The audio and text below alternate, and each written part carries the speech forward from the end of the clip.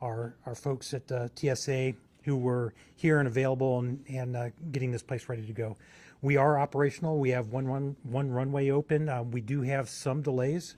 We had 21 flights cancel yesterday. That's 16% of the total flights. And then as of today, we've had 16 flights cancel, 12% of our total flights. We expect there'll probably be many delays and a few more cancellations until we get another runway open. But we are operational. TSA is screening passengers and the tower is clearing aircraft. And so we are moving along in that fashion. The last part I'd like to say is the NTSB has arrived. They're on the scene. I expect you will hear from them later today. We don't have an exact time, but they are out on the airfield, and I believe they will be in sometime this afternoon, and you'll hear more information on that. That's all I have for right now, Mayor. Thanks, Dan. Good afternoon, everyone. First, I want to speak directly to the families who are still waiting for information about their loved ones. I know there are simply no words that can undo what happened, that can provide true comfort at this moment with lack of information and pain that you're feeling.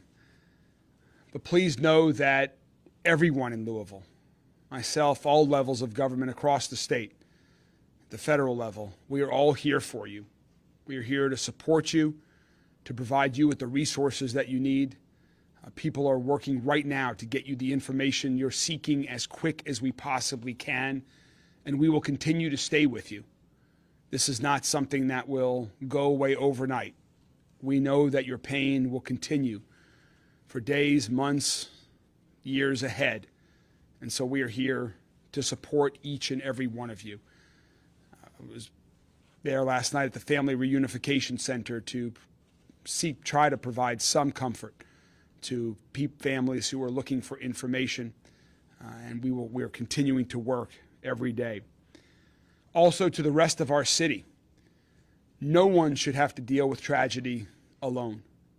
Whether you're the family member of someone who is still missing or have been notified as a victim of this crash, whether you're part of the UPS family, whether you know people who are part of the UPS family, everyone in our city, I know, has been hurt by this tragedy. And so we have resources available directly for the victims and for others throughout the city to help. And that's where I wanted to start today. First, if you're still looking for information about a loved one, please go to 2911 Taylor Boulevard. That's the LMPD training facility. That is where we have members of the LMPD Victims Unit, where the Red Cross, 7 counties, and other resources are available for families of individuals who may have been victims of the crash. Beyond just the families, again, know this is an incredibly difficult time and trauma impacts everybody differently. There are resources available throughout the entire city to provide help to individuals who are struggling to process this tragedy. If you feel like you have an emergency, a mental health emergency, please dial 988. 988 is a national number that can get you a mental health professional and some assistance to deal with your grieving, with your pain, with whatever you are dealing with. If you have a non-emergency but you would like to still speak with a mental health counselor, please reach out to our Office of Violence Prevention that has trained mental health professionals waiting to assist you.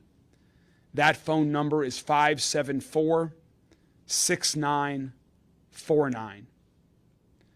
Additional beyond those resources, JCPS is out today. We know that there are families across our city that are struggling with hunger, with lack of food right now as a result of SNAP benefits being cut off, other issues in this challenging time. If you are in need of food today, if your kids are in need of food today because they are not in school, please reach out to Dare to Care at 966-3821.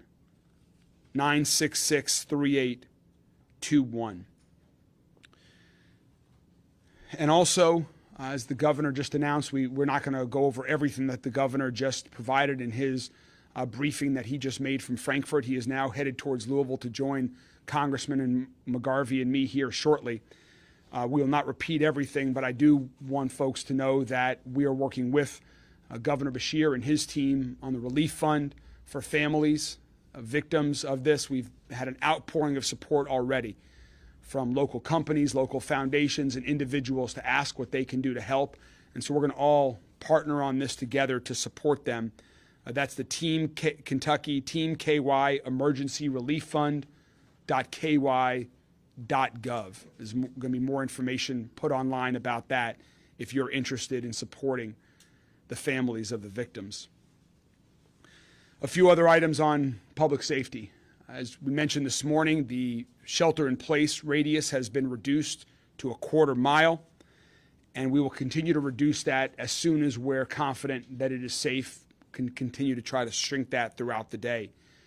Air monitoring continues to go on around the crash site and around the city, and all residential water service is safe to drink. Everyone's water is safe to drink unless you have been specifically reached out to by the Louisville Water Company giving you an advisory. You should feel comfortable that your water is safe to drink. LG&E is getting power back on to those non-affected areas outside of the crash site right now. Last I heard, there were 135 customers still without power. Also want to talk about drones for a minute. Right now, there's a temporary flight restriction that's been put in place by the FAA surrounding the crash site. There's no reason for any drones from private individuals or other organizations to be flying right now. They could get in the way of our recovery operations. If you are flying a drone within this TFR area, we will find your drone and you run the risk of prosecution, of heavy federal fines.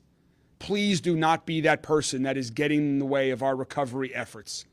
Give our first responders, give the NTSB, give everyone the opportunity to deal with that site, and please don't use drones right now in that restricted airspace. Congressman McGarvey and I have been in touch since the first moments after this happened. I also want to thank Robin Taylor from Senator McConnell's office here. We've been in touch with Senator Paul's office, with Congressman Guthrie's office. In times like this, everybody puts partisan politics aside here in Kentucky, and we're all working closely together. Governor Beshear and his administration, my administration, and all of our federal delegation working together to bring whatever resources each of we can in partnership to get answers, to provide relief and resources, and to ensure that our city is safe and coming together to support those who are in need. Congressman McGarvey and I also just left a meeting with the NTSB, and I'm going to now turn it over to Congressman McGarvey to say a few words about that meeting and share a few things about next steps. Congressman McGarvey. Thank you, Mayor Greenberg. I really appreciate your leadership at this time and everything you're doing in both mobilizing people, mobilizing emergency crews, making sure people have what they need, but also for your compassion, your emotional leadership at this time. Reality is this rocked our community. Louisville looked apocalyptic last night. The images of smoke coming over our city, of debris falling in every neighborhood, people trapped in their homes, for the families who lost someone who won't be coming home. This is awful. This is not something you think happens here. And when it does, it impacts every single one of us. I'm a lifelong Louisvillian. To answer the question, I went to Manual High School. Everybody here knows everybody. We're the biggest small city in America, and if you don't know someone directly impacted by this, you know someone who does. But this is when we're also at our best, is when things are worst. And we come together. And I can tell you, we're all working together.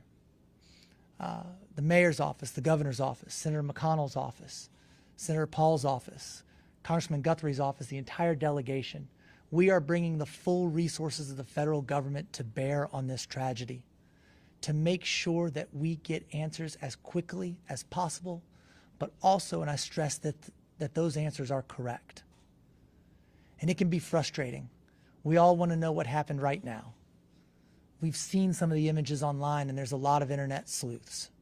The NTSB is here. They have a full team. What does that look like? 28 people from the NTSB are here on the ground, plus the support network back in Washington, D.C. They are going to analyze absolutely every bit of what happened. We're talking about everything that is man-made, that is machine-made, that is environmental. The NTSB is going to go over with a fine-tooth comb. They are partnering with the Red Cross. They are not only investigating the crash, they are providing direct assistance and communication with victims' families. We are thrilled that they are here. It's going to take a little while, but we will work with them, with everybody involved, to make sure that we know what happens in this instance. There's so many stories of loss. There are also so many stories of bravery. I said last night Louisville looked apocalyptic, awful. And a plane, we know it was a plane, we know it was taking off to Hawaii, we know how much fuel was on board. And when it crashed and that fuel spread everywhere, I had someone tell me it looked like it was raining oil in Louisville. But the Oklahoma Fire Department, it's their jurisdiction. And Chief Little, you and your firefighters did not hesitate. You put your gear on, you got in those trucks, and you raced head first into a truly apocalyptic scene without regard to your own safety or well-being, to do what you do best, to protect our community. Every single one of your firefighters was out last night with the hundreds of others from not just across our county, but across our state. We are extremely grateful for your bravery. We're extremely grateful for your training. It was just 2 weeks ago that we were training for something unfortunately like this. We're grateful for what you do. We're grateful for how you do it. And I want to invite Chief Little from Oklahoma to come up and say a few words.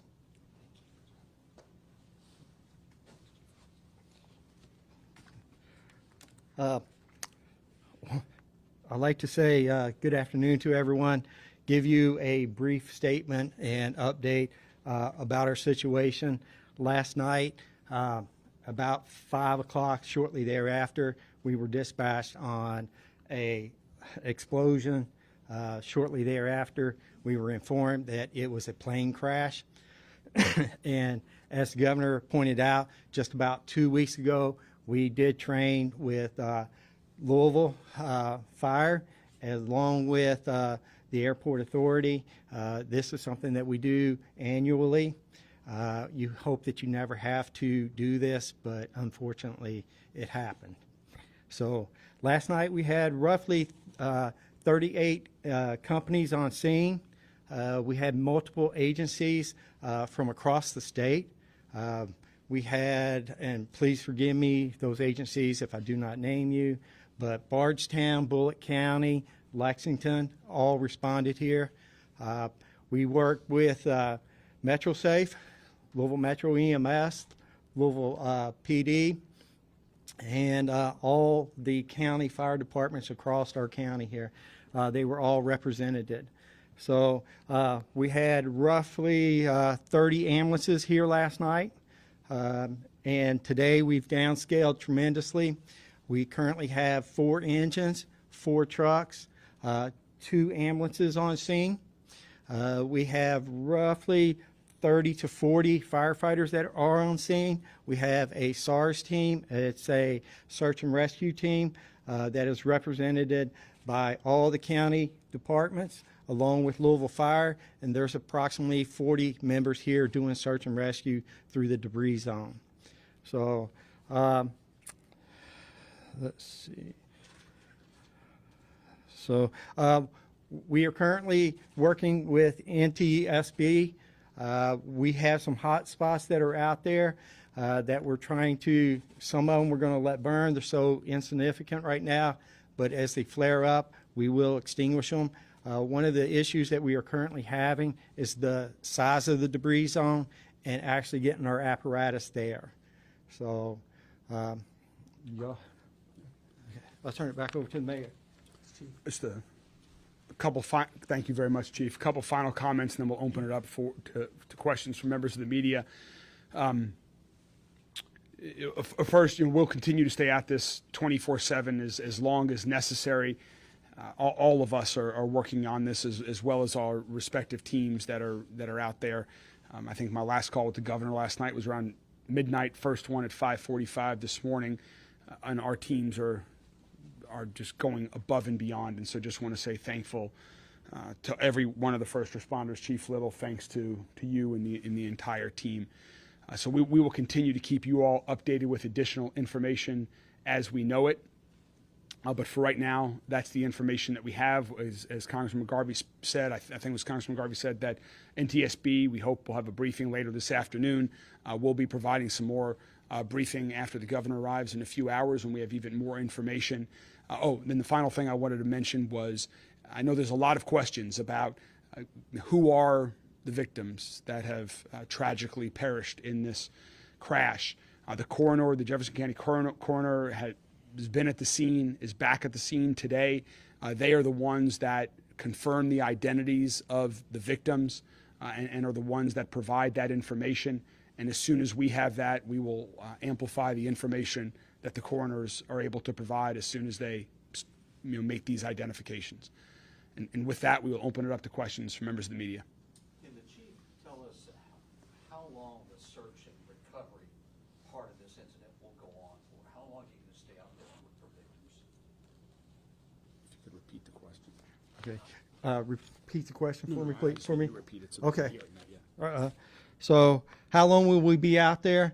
We'll be out there. We're planning to be there for at least a week or longer. We'll be out there as long as the NTSB needs us to be there. We are prepared for this. So I don't know how many victims we're actually looking for. That's one of the issues. And the debris zone is so large. So trying to get people back there. And with the debris zone, some of that debris is going to have to be moved and searched underneath. So it will take us quite a while. What is the size of the debris zone? I don't have a footage or a square mileage, but so Fern Valley Road, probably about 50 yards past Melton. I don't know if you know how long or how far that is. So, but it's a very large debris zone. Can you give us any other details about that debris zone? As far as that debris zone, there were a petroleum recycle business that was there that created some issues for us. The oil that was stored there came across the roadways, got into the waterways. LMSD's on scene taking care of that. The other businesses, there were some businesses where you could go and pull apart from scrap vehicles. So large semis that are in there and multiple vehicles. So a lot of scrap metal as well. So. Do you know how an approximate number of people who are still unaccounted for? I do not. We have not. There are more than the number of victims that we have confirmed that have families looking for information about them. City, Hold on 1 second. 1 second. is the city, NTSB, anyone going to share any images of that crash site since people can't drone and crews are being kept pretty far back? For right now, we're going to defer to the NTSB on that and let them get through their initial assessment. And so you can ask them that this afternoon. Also, just one more thing about the water company is going to be putting up some more information about what I said earlier on their website momentarily here. And I do, as Congressman McGarvey was pointing out, all of these great collaborations and all the offices. I also want to recognize James Victory from Congressman Guthrie's office is here with us as well. Thank you for joining us, and thank you for the Congressman's support of all of this effort. Okay. Chief, could you describe for us the wreckage of the plane itself, what sort of shape it's in, and what have you observed? There's, for the fuselage, we've not seen much of it, to tell you the truth. There's wreckage that starts from almost Fern Valley Road and does go all the way down past Melton. So there are landing gear that's out there. You would not see a whole fuselage. With the intense fire that was there, most of things are gone. So including some of the vehicles, the semis, and the plane. The governor had many words of praise for your actions last night and your quick response. And in his words, I think he said things could have been much worse. What else could have happened here without your quick response? Right here, we're so lucky, to be honest with you. This is not a residential area.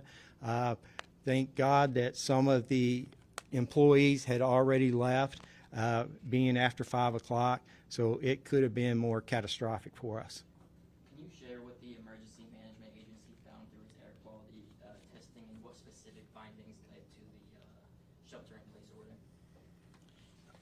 I'll defer. We'll get you. The question was about what results were the air monitoring. I'll get with emergency management on that, but they're continuing to monitor it in real time, and as it's safe for everybody, that's when we're increasing it. Public safety is our absolute #1 priority. Mayor, have you been to the crash site? I've not yet been. We will be going. Congressman McGarvey, the governor, and I will be going there shortly here after this. Congressman McGarvey, in your conversations with NTSB, has there been any discussion about possible effects of the government shutdown on the response? Yeah, I've been in conversations with NTSB since the very beginning of this. Talked to the chair of NTSB several times last night, as late as midnight. Talked with board member Inman, who's on the scene here. He's a true pro, and I should say this, he's also a Kentuckian, which I think makes this very special. They are taking this very seriously. Every resource of NTSB is being brought to bear on this. There is no impact from the shutdown whatsoever. Chief, how are your firefighters doing? Our firefighters are doing very well. So we did a shift change this morning, so we have fresh bodies on scene that are capable of handling this. So Are you offering them any? we do have refreshments, and many local businesses have offered to donate food and refreshments. Well, what about the The mental issues, we've not had any at this point. Down the road, we will open that up. We have in-house counsel that comes in and visits with them. We have other programs should something arise and they need to speak to someone. We know what the NTSB is going to be doing in terms of their investigation of the crash. Is there anything locally that needs to be investigated? Any questions that need to be answered in the aftermath of this? The question was, are there any local investigations that are commencing? At this time, there are none. NTSB will be taking the lead on why this occurred, and if there are, as a result of that, if information is discovered that means we need to do anything else locally here, we certainly will jump on that immediately. But at this point, there are no local investigations ongoing. We're simply working in partnership as first responders and on the recovery effort and to identify any additional victims. Do you foresee any discussions in the future about continued presence of commercial buildings, residential buildings, anything that might be south of the airport? The question was about commercial buildings south of the airport. There are very detailed federal rules and regulations on all of this and where and what you can build and to what heights, all surrounding the airport, that is based on safety practices. I'm confident the federal government continues to evaluate those on a regular basis. We continue to prioritize safety in all aspects, whether that's buildings, whether that's individuals, and so we'll follow the federal government's lead on that. At this point, we don't expect any changes. This is a tragic accident, and we are, again, as you heard the governor say earlier, you heard the chief and others, we are fortunate it was not worse, but this was a tragic accident, and at this point in time, we have no reason to believe it's anything more than that. I just want to add to that really quickly, if you don't mind, Mayor, because this is about the NTSB and a little bit of a federal issue. I just want to say that the NTSB, they are the experts in this. They know what they're doing. We are glad they are here leading this investigation. Both the mayor and I met with Member Inman this morning and his team when they landed. We've talked to them before they got here. He pointed out this morning, if I'm not mistaken, Mayor, that the NTSB has over 150,000 of these investigations under its belt. They are working closely with us. It is not the feds coming in and just, running over locals. It is a true partnership. They know what they're doing. You've got the mayor's department working well with them, the governor's department of emergency management working well with them. We're all in the same room. We're all on the same page.